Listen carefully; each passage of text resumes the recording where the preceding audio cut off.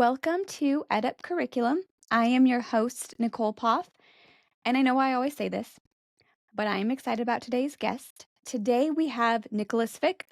I had such a fun conversation with him last week, or maybe 2 weeks ago, so I'm excited to bring him on and talk a little bit more about the work that he's doing. So, Nick, thank you so much for being here. It's truly an honor. Could you share a little bit more about yourself before we jump in? Anything you want the audience to know? Sure, happy to. And thank you for, Nicole, the opportunity. Happy to be here and connect with you today. And yeah, we had a great conversation. I think it was a couple of weeks ago. So happy to connect. But I'm the Dean of Applied Science and Technology at Tallahassee State College. We're in Tallahassee, Florida, in the state's capital. And I've been in this role for about a year and a half now at this point. And prior to that, I was in a variety of different roles working with academic enrichment, academic support, also working on the transfer side with our courses in the AA curriculum. So I've had a variety of different experiences. I've been at TSC, which, by the way, we just became TSC last summer. We switched from Tallahassee Community College to Tallahassee State College. Makes So sense. yes, so we're TSC now, and that's been a change. But we've said that the mission, stays the same. It's just that we changed our middle name basically.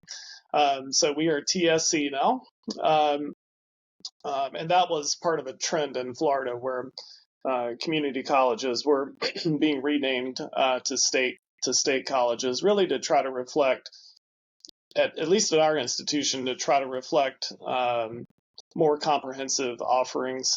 In Florida, state colleges can provide bachelor degree options as well. And I do oversee a few of our bachelor degrees here at the college as part of my work. But I was going to say I've been at TSC for now 7 years. I'm in my 7th year here. And prior to that, I was in North Carolina. And so I don't know if it sounds like I have a country accent or not, but if it does sound that way, that's the reason because I'm originally from North Carolina and worked at a community college there for several years and had a great experience there. So I've been in the community college world for about 14 years at this point. And again, in a variety of different fields and areas and roles. But it's been a great experience. And to rewind even before that, I was a high school English teacher for 5 years before I went into higher ed. And that actually was a great foundation for, learning and teaching and working with students. And I also coached different sports during that time as well. So very thankful for all of those experiences and how they've stacked on one another over the years to prepare me for where I am now as a dean at TSC. It's funny because you never know what things will come back into play later, right? Your coach, and then years later, you're like, I was prepared for this. I did this 5 years ago. And, your past life suddenly comes back and makes Yeah, sense. I was, absolutely. Because I think that when I was coaching, I learned so much about organization, time management, strategy. Problem solving, motivation, like all those skills. Even though I'm not coaching athletics anymore, I think all those skills have been transferable, as I've moved through different areas in my career. So definitely agree. And it's only when you look back, right, that you're like, oh, that experience was valuable to help me with this particular role or whatever it might be. So yeah, I agree. absolutely. I was my first job out of college. I was a behavioral therapist. So I worked with kids with special needs and their parents to manage their behaviors, right? Sometimes they couldn't go to grocery stores because the behaviors were just so intense. So I'd work with the parents and we'd really have to figure out why are they behaving this way? Like what's the function of the behavior? And then how can we respond to get a different outcome? And so it was a lot of data and a lot of figuring out why the kid, if we didn't figure out why they were doing it or we assumed incorrectly, we would never actually fix the problem. Fast forward in higher ed, that helps a lot, right? Because there's a lot of times where maybe a handful of faculty come and they're like, students keep turning their assignments in late. Yeah. And we have the choice that we could just make a policy, right? We could just say no late work accepted. But using behavioral therapy, if we actually dig down into like, why? Is there something else going on with all of these students that's that's creating this behavior? Then we can Yeah. actually start to solve it. So it's always funny, just like you, like these weird parts of your past life come back into the future, come back into current. Absolutely. And speaking of late work, my son is at the University of Florida, and he's a freshman there now in Gainesville. And funny enough, UF is a rival with FSU, which is in Tallahassee. Uh, Okay. so he relishes that. But I was going to say, he has a theory that if there were no late work policies, that students would be more successful. Like if students could just submit work whenever they wanted. I was like, that's interesting. A different kind of approach to allowing students to submit work, but at the same time, we do have to have guidelines in place. I always enjoy talking with him and talking with colleagues and others and trying to reimagine. I know that's such a buzzword, but reimagine what we could do differently in higher ed. And I know that it feels like COVID really accelerated a lot of that in terms of how we think differently, what kinds of structures, policies, what kind of flexibility can we provide, and so forth. But it reminded me of that conversation when you mentioned the late work as well. That's so funny. I teach still, and I let all my class turn in late work. I don't penalize them. Um, Same here. and it's been great. I always say I want my class to be a reflection. I want your grade to feel like a reflection of your effort. So if Mm-hmm. something happened, you're an adult. All of you are over 18. So all of you are over adults. I'm not going to treat you like children. And so if I'm just going to trust you. If life happened, if your kid was sick, if you had to take your parent to the doctors, that's fine. And if you want to get this work in, and some do and others don't, it's like it's Yeah, I've experienced that same thing, and really, as a dean, try to encourage my faculty to be as flexible. I know we're going to get into that more later, but try to encourage the uh, flexibility with our students as much as possible, especially at I don't know if you teach at a university or at a state college, but at a state college, at a community college in particular, it's the magic of teaching here in that setting is really about finding the balance between the rigor of the content and the curriculum with the flexibility needed for open door access. Um, and I'm sure you're well aware and you know all about that, but that's really the magic, in my opinion. Finding that balance between those two worlds that are sometimes competing, in different ways. So, yeah, it's a challenge, but I try to do that as well. Even I occasionally teach, and I do allow students to submit work late and try to be flexible and understanding. Because ultimately, at the end of the course, want them to be successful. absolutely. Yeah. Yeah. All right. So let's get into it. I know we've been talking and we're going to get into, I think we'll come back to this conversation later in the conversation. But when we first chatted, we hopped on a call. Literally, one of the first things you mentioned right out the gates was how your school is working to position itself as a leader in workforce development. I mean, that was, I don't know if you remember, but right out the gates, you led with that. What does that mean for you guys? How does that look? What does success look like if you become a leader in workforce development? Great question. We at TSC want to be a leader in this field, and so much so that just within the last calendar year, we've added 14 AS degrees, all of which are in my academic division, and that goes along with the 11 AS degrees that we already offered. for a total of 25 AS degrees. Just in my division, we have other AS options in other areas as well. But we've got some really, I think, innovative AS options. For example, we have applied artificial intelligence. We're one of two state colleges in Florida that offer the AS in AI degree. But then we have some more practical kinds of new AS degrees as well, like medical office administration. So how do we determine which degrees we should add? We look at our local and regional workforce demand. We have data that informs us of where there will be projected jobs in 5 and 10 years.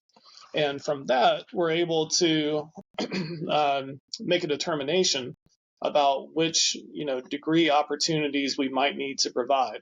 So for us at TSC, it has been about ramping up those workforce-related AS degrees. And along with that comes a variety of opportunities, but also challenges, because so many students, prospective students, and so many parents of the prospective students don't really know what an AS degree is. So that is part of the challenge as we promote these opportunities. But what we've been trying to say is an AS degree is an accelerated track to a high-paying, high-demand job, and that's part of our vocabulary and our vernacular as we are pushing and promoting these AS degree opportunities. It's a 2-year program, and it prepares students to go into the workforce. Students can still transfer if that's an option with an AS degree, but that's really more so the AA route, at least in Florida, the way that Florida is arranged. The AA route is more so for transfer. The AS route is to enter the workforce. So that's on a practical level what we've been rolling out over the last year. Our governor has the goal for Florida to be number one in the nation in workforce, and it means much of the same kinds of things that I just described, but on a statewide level.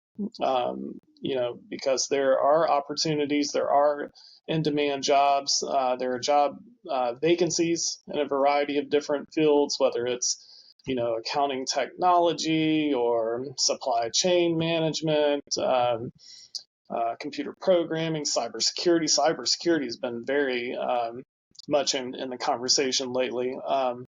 But filling those gaps in the workforce, and we know that will make for a brighter Florida because it improves socioeconomic mobility when students have those kinds of opportunities that are available to them.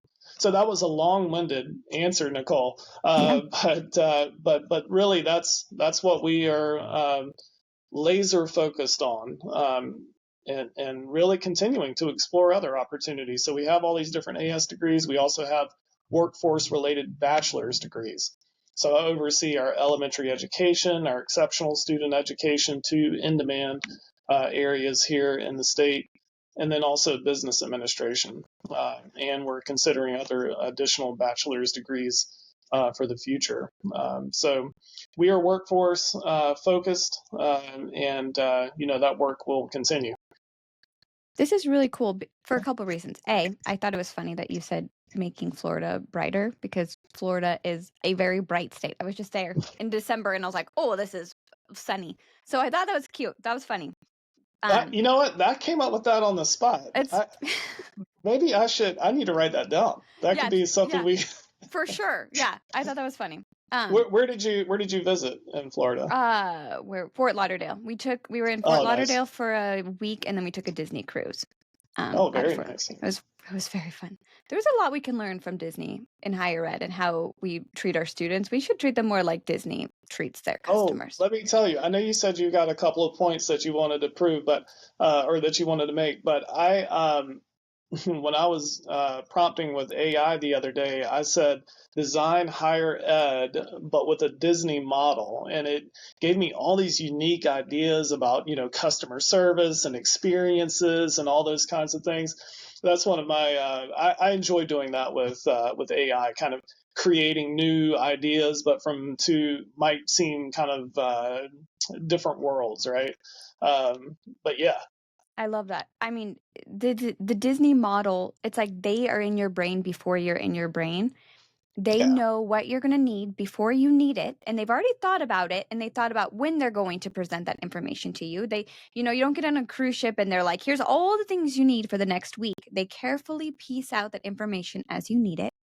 And yes. then there's just that level of detail. Like I had spilled on my sweater, I'd spilled coffee, and I left it on the bed in our stateroom.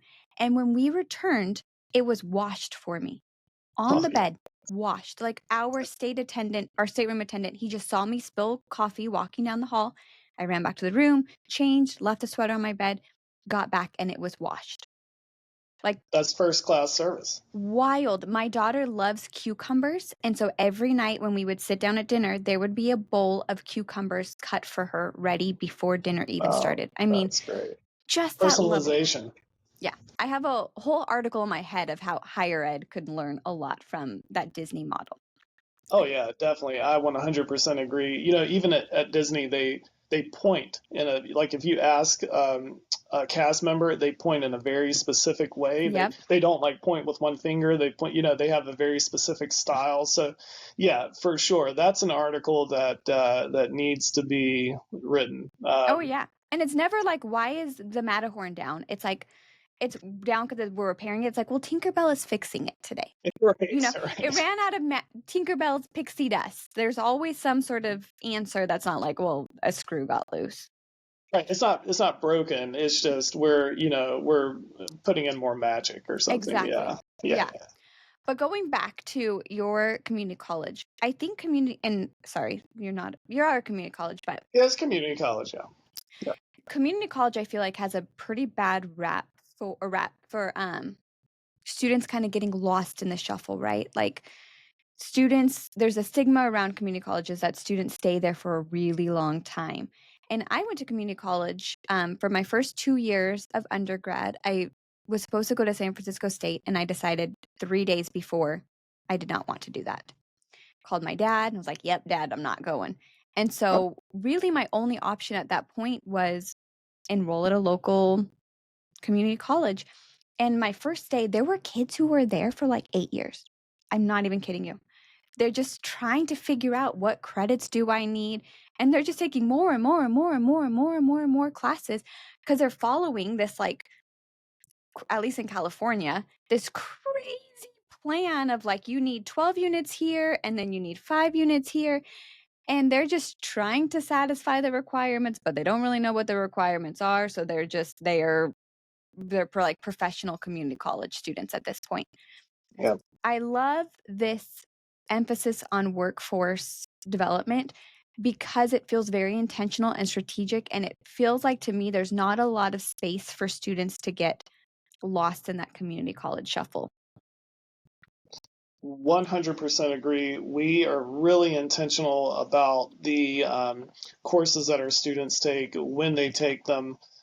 We do try to be flexible with the modality, and certain classes we know need to be offered online, for example, and others that might be more hands-on in my area, benefit more from in-person instruction. But we try to have cohort models so that students move through these courses in a logical, sequential way. And we have academic maps, and then those maps are integrated with the student platform. We use Workday Student. Okay. I know a lot of people associate Workday with business HR, yeah. oriented operations, but we use Workday Student. We transitioned to that in 2020. Imagine that. Um, so we've been using Workday for quite a while, and the curriculum maps are included on Workday so that students have a clear picture of their academic progress. It lays out the exact courses that they need to take for their degree. We have wraparound support services not just for academic support, but we also have what we call pathway advisors. And these advisors work with specifically our AS and our bachelor students to advise them on the courses that they need to take for their program of study. Because right, we don't want students to waste credits or waste time or get lost in the system. I'll tell you too, Florida's got some interesting, I think, really valuable policies in place.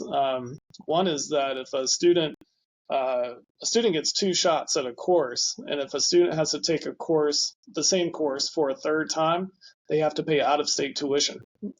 So there's a real incentive for students to take their coursework seriously, Yeah. and I think that's valuable. But we've also got some other statewide policies that are in place. It really doesn't affect us as much, but at the universities they have an excess credit charge.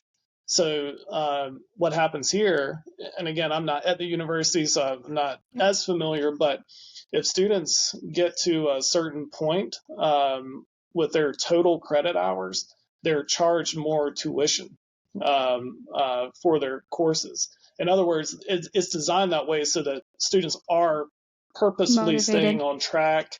They're getting in and then they're getting out. So it's something that I learned about when I did first arrive in Florida, and I thought that was a really good policy. And the way that it affects our students at a community college is exactly to your point earlier. We want to make sure that they're not wasting time, that they're not wasting credits. That's a phrase around here. You don't want to waste your credits because you need to make sure you've got enough room built in to finish your degree.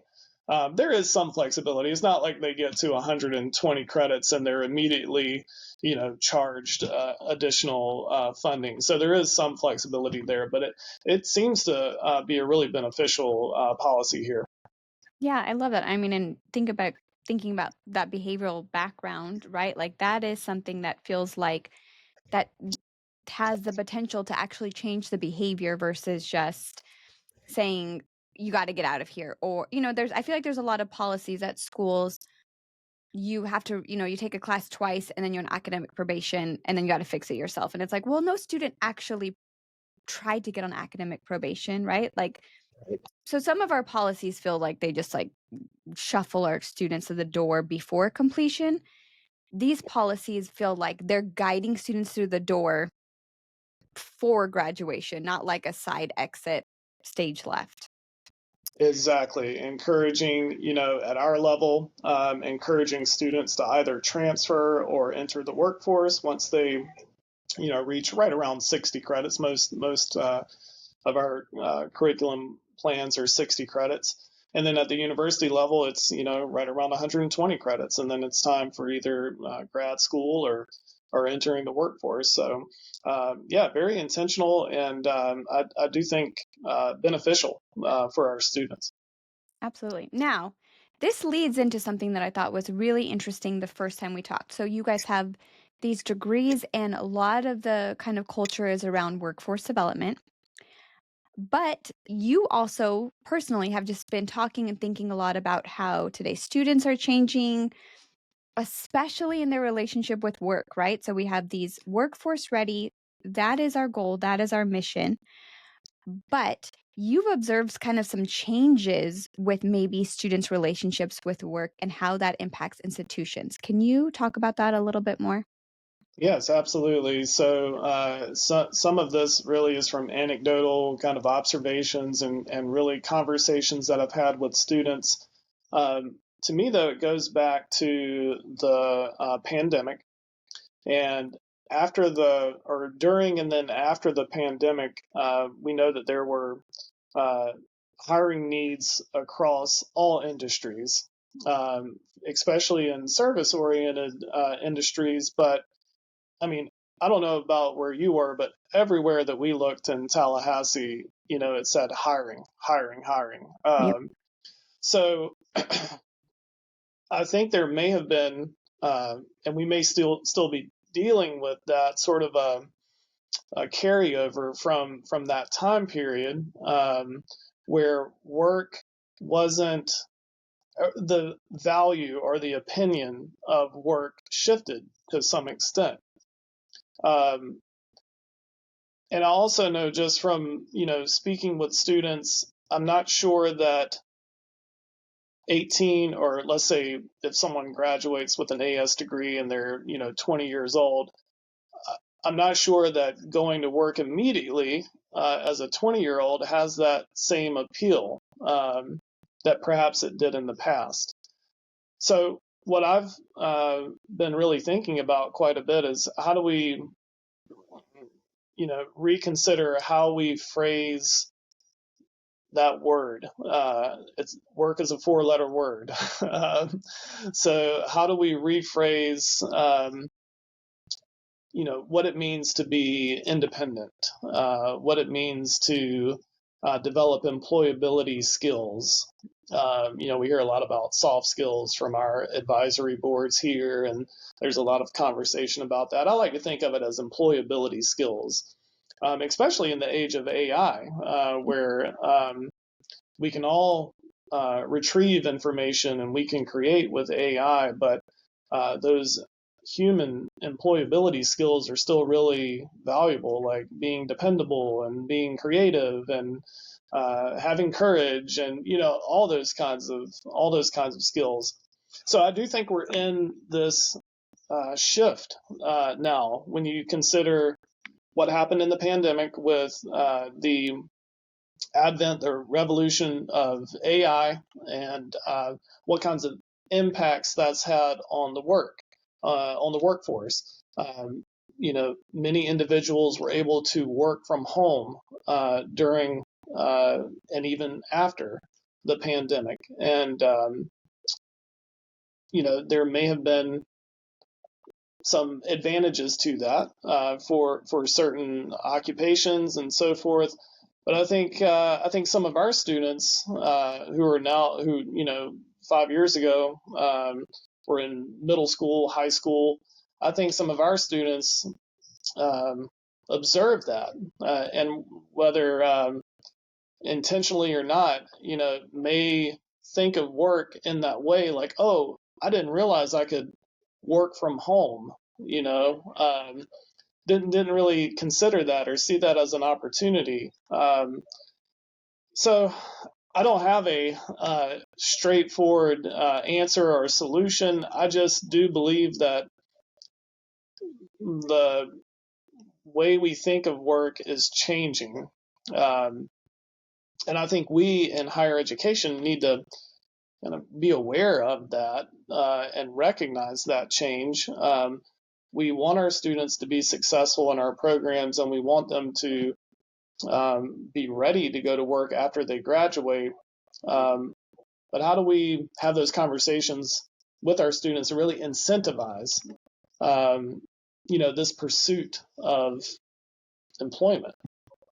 Absolutely. And I think when you talked before and you had mentioned that maybe the word work doesn't resonate the way that it used to, I was like, that's genius. And I think a really important note to make here, right, is when we graduated high school, it was a direct, you're either going to go to college with the goal of getting, into a career, or you're just going to not graduate college, graduate high school with the goal of going to college to get a career. Or maybe you don't go to college and you just go work. But either way, the Mm-hmm. option leads to work. And that was kind of just this known. And I feel like now there isn't that expectation. There's also social media, right? My 10-year-old thinks that being an influencer is a career. She Right. legit, Right. because that's what she sees. And so Mm-hmm.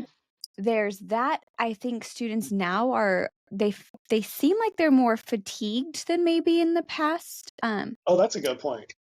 I had some students who were like exhausted in class, and they had worked for 2 hours that day and they went grocery shopping, and they were Mm-hmm. like, "I'm exhausted." But when we grew up, like, I don't know, that was just you just kept going. And this culture or this group seems to be this anti-work hustle. They're like, I want freedom and flexibility, and I want to go and I want to travel and do and see. And so I Gig don't, economy, yeah, it's yeah, that gig economy mindset, and yeah, it's such a good point. There's such a comfort in the home now, and I'm not saying every home. I know every situation and circumstance is different, but in many cases, you know, you don't have to even leave your house. yeah, You could have your groceries delivered. You could have your meals delivered via Uber Eats. You could chat with your friends online. You could have entertainment with Netflix and all the other streaming services. yeah. Um, so maybe there's something to that. That the comfort of home, which that's where a lot of people spent their time during the pandemic, right? So the comfort of home, maybe that somehow influences now. We want to have comfortable spaces at home, of course, but does that also then um, is there not as much of an incentive, right, to venture out on your own and to do those kinds of things? So I don't know. It's really interesting to consider, though.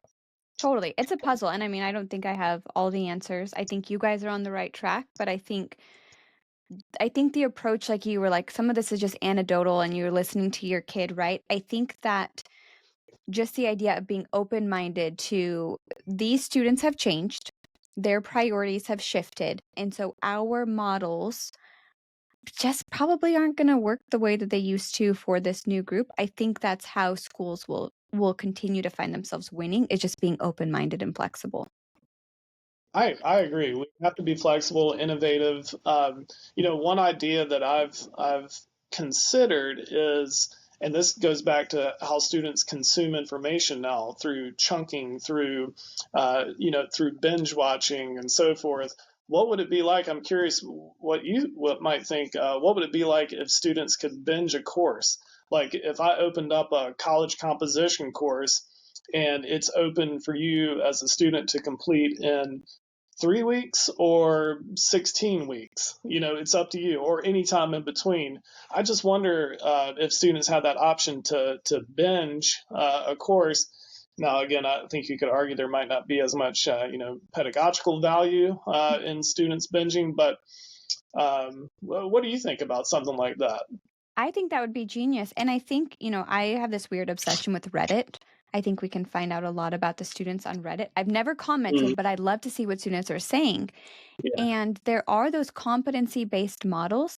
And I'm fascinated because students will say, I'm going to knock out these 3 classes this weekend. And I'm like, you're going to knock out 3 classes in a yes. weekend, and it's all they do, and then they take the course, and then they take the test, and they take and it's same concept. They binge out on these courses over the weekend. I also think, I'm a working mom. I'm in a PhD program, and I have these long lecture videos and these long readings that are like scanned in PDFs. And I'm always like, what if my coursework was designed of like, hey, you're driving, here is 10-minute or less videos for this week. You're doing your dishes, you're folding laundry, like all of these videos are designed to fit into your breaks of life versus like you need 5 hours of time to sit down and watch and read all of these things, right? So if we have these working adults, how can we help create content that fits into their pockets of time versus demanding hours? I This is such a unique idea, such a great conversation. Because we're the two screen generation now. We have our phone, our device up, and the TV on. Or like my wife and I, we when we fold and iron on Sundays, that's our tradition. Oh, Uh, fun. we always have what we call our folding or ironing show playing in the background. This is a show that you just kind of have on, Yep. like if you had to take a quiz on it, you would not do very well. Yeah. But it's like white noise, background noise, basically. So I do think that this is such an interesting idea. I'm gonna have to watch this back, Nicole, and then take notes for myself, because I'm not sure the traditional model is of lecture and so forth is considering, all of these kinds of new changes and who our students are now. Absolutely. Or imagine you're in a class and every morning the instructor emails you an article and it's just like you're getting out of bed just like you would read the news. So instead of unpacking the module at the beginning of the week and there's 5 readings, it's just one is released today and it's a quick 2-minute read, right? And it's just how as a student you start your morning is like, I'm going to read my article for my curriculum theory class today, and then you're on with your day and you probably would think about it more throughout the day, right? Than like cramming in a block of time. There's so many things we could do. Now, have you heard or experimented with Notebook LM? This is Google's. So you can plug in an article and then it creates a podcast of So cool. two speakers, which is very cool. But something like that, and then students could consume that information as they are, doing other activities. I do think students are better at multitasking than ever before Absolutely. because they've grown up in that in that culture, in that way, digital natives, right? Yep. So I know we're probably getting off topic, but No, this is a good conversation. Yes, we're a little off, but I mean that's to be expected on this podcast. yeah. That's I do want to move us a different direction though, because again, there were these things when we talked the first time that I was like, oh, that's interesting. You were like, I'm passionate about faculty leadership or like development. And I thought, I don't think that I've ever heard anyone say that they're passionate about faculty development. It's not something people say. And so you were talking about, making these strong connections between institutional priorities, faculty influence. Again, very, very takes a very special person to feel passionate about this type of work. What are some ways you do that? How do you ensure faculty are engaged with shaping the direction of the institution or being informed about the direction of the institution? Well, it's true. I really do enjoy working with faculty. We've got in my academic division, such an eclectic mix of programs and instructors. My area has business, industry, technology, and education oriented, courses and programs. So quite a unique mix of faculty with different backgrounds. But for me as a dean and leading faculty, I do think that communication is paramount. I try to be really strategic. I don't send out an email every Monday, for example. I know some do, and that works for some, and that's great. But I try to be really strategic about when I send out correspondence with faculty. One practical kind of thing that I do is I try to, and it doesn't always work out this way, but I try to physically make my way around. Our faculty are in 2 different buildings, but I try to make my way around and actually see faculty at least once every few days. To just, and I have over 30 full-time faculty. So sometimes it's just a check in and, seeing how they're doing. And then other times it, might be a more of an extended conversation about a student or a course or whatever it might be. But I just try to really invest in them, support them in their professional development goals as they are, pursuing conference opportunities, or we also have in-house professional development that our faculty do as well. Um, I send calendar invites of all deadlines so that, and it's set to have depending on the deadline, it's set to have at least a 24-hour reminder that pops up for them. So I try to take away any of the surprises that they might have, and just try to have meaningful conversations with them about topics of concern and areas of interest.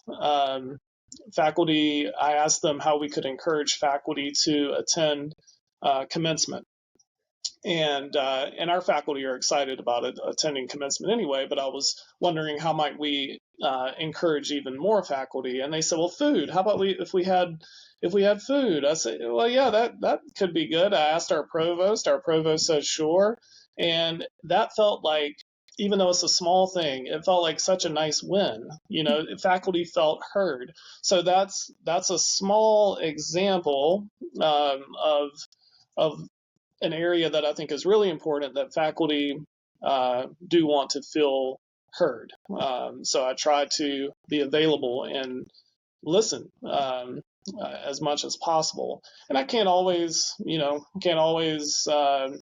fix, what the problem may be, but I do try to make myself available and hear what they have to say. So those are just some kinds of uh, strategies that I've used. And an overarching kind of focused on teaching and learning idea that we implemented was a teaching and learning framework that's specific for our academic division. And it focused on the areas of personalization, content enthusiasm, and progress monitoring. And so those are cornerstones for this template, for this framework. And the way that we brought that plan to life is we had, at our division meetings, we had conversations about those pillars. Faculty shared best practices related to those pillars. I shared examples of how an instructor might be flexible, or how an instructor might personalize learning, and so forth. So that framework was then integrated into their annual goals. So faculty now are taking that framework and really thinking about how to bring it to life for their instruction, for their courses. And everyone's a little bit different, and that's fine.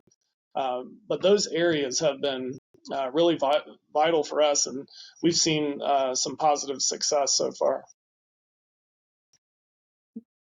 I love that. I think frameworks are a really great way to kind of put in guardrails, right? Like, just to help faculty feel like they know where they can go and where they can't go, or where they should be versus where they shouldn't be. Something that I think right now, especially with programs that are focusing more on workforce development, there's kind of a contention point here, right? With academic freedom and work and designing curriculum that meets the needs of the workforce, because sometimes our faculty, they haven't been in the traditional workforce, they're in the workforce every day in academia, but if they're an accounting instructor, they may have left the accounting field 10, 20 years ago, right, for academia. So now we're preparing for the workforce, and maybe we need to bring in some new ideas that weren't traditionally part of their curriculum. And there can be kind of that discourse, right, of I have academic freedom, but then the institutional priorities of, well, we're going in the direction of workforce demands, industry trends. So, how do you support faculty in balancing that academic freedom and then the workforce demands? Well, thankfully, a majority of my faculty do come from, the workforce in their specific area. But then I do have others who have been teaching for quite a while. But I think it's about communicating to them, uh, you know, changes that we foresee coming. And I'll give you an example. Our college recently revised the strategic plan. We were at the 5-year mark of the previous one, so the new one has now been revised, and it includes AI, as I'm sure many colleges will include some version of AI literacy. Well, because we had the AI degree, we already had some AI courses within that degree plan, and I approached our department chairs and our faculty and asked for them to consider um, if any of those AI related degrees could substitute for certain other AS degrees that we already had. So I brought forth the idea, but then I stepped back and trust that they are the content experts, and that worked really well because we then modernized and updated our curriculum, and I think we did 5 different degrees that we included some version of or some type of AI course. So, for example, we have an AI business course now in our AS business degree. So, those kinds of changes, I think, are really valuable, and our faculty are excited about those changes. Generating excitement, I think, is really important.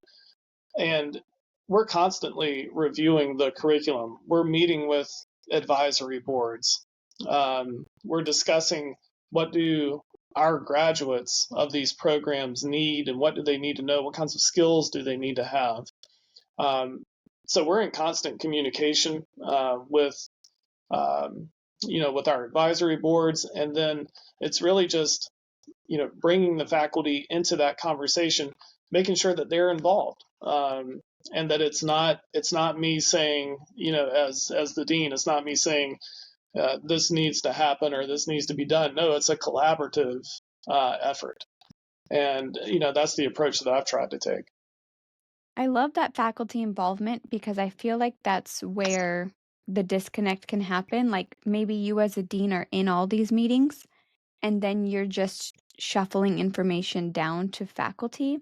But I Yeah, think bringing them up to that conversation versus just disseminating information to them is really powerful in helping them take ownership of there's all this information. How am I going to then change my class to make this applicable? Versus you, as their boss, saying, I met with these people. These are the changes that must be made in your class. Go, right? And then they're like, what's happening here? exactly. It's about working together and bringing the faculty on board so that they can see the institutional priorities, but also how their work aligns with those priorities. Yep, absolutely. Okay. We're getting to time. So I want to ask you one more question. I've been trying to figure Okay. out what's my last question I want to ask you. Um, you are someone who really kind of values innovation and this like entrepreneurial mindset.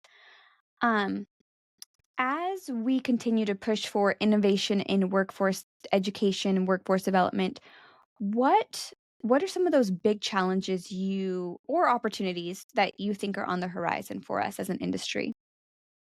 Yeah. So making connections with local and regional industry partners, strengthening our advisory boards, like I mentioned earlier, because those are so important to us. Also considering the changes like we discussed earlier with students and how work is viewed. Um, and what kinds of new courses do we need to consider, in the future, 5 years from now, 10 years from now? I wrote an article that was in the League of Innovation that talked about the top 10 new courses, and uh, it was really fun to consider. But I think tech is going to be really important as we continue to move forward. And in particular AI, which is changing every day as we all learn how to best use AI as we move forward. So there's so many challenges and opportunities. I like the idea of thinking differently. How can we think differently about the work that we do? How can we reimagine higher ed based, on the conversations that we've had today, and what does it look like in the future? But to me, it's energizing to explore the possibilities. To think differently and to be a risk taker, because you really do. You have to take risk. Um, but that's what I'm all about, and luckily I'm in an institution that supports that. That's awesome. And I'm excited to see what you guys continue to do because I think we're at this very important moment in time. And being in Florida, I think you guys have already been maybe where the majority of the institution is now entering into kind of that space. Florida has been there for 10 years now, right? So, um, I think there's a lot to learn from conversations like this and like just like you said, taking risks, being innovative, hearing what the students have to say, what the workforce demands versus sitting in like our ivory towers, which Mhm. is a very safe spot, right? And saying, these are the things that should happen, and these are the programs that we think are going to be best for our students. You guys have really kind of flipped that model, and you're like, all right, community, employers, what do you need? Students, what do you need? Here you go. We're giving this to you guys. And I think that's a model that I hope other institutions can start to get behind. If not, Yeah, you guys could just be one of the last institutions standing. So, yeah, we'll take that too. yeah, you're like, we'll take it. We'll take all the Florida students. Awesome. Well, thank you so much for being with us today. This was a really fun conversation. I feel like we could have talked for hours and hours more. Um, but it's been really, really a great pleasure. I hope you enjoy your sunshine today. All right. Thank you very much. Awesome. And thank you all so much for listening. We'll see you back here next time.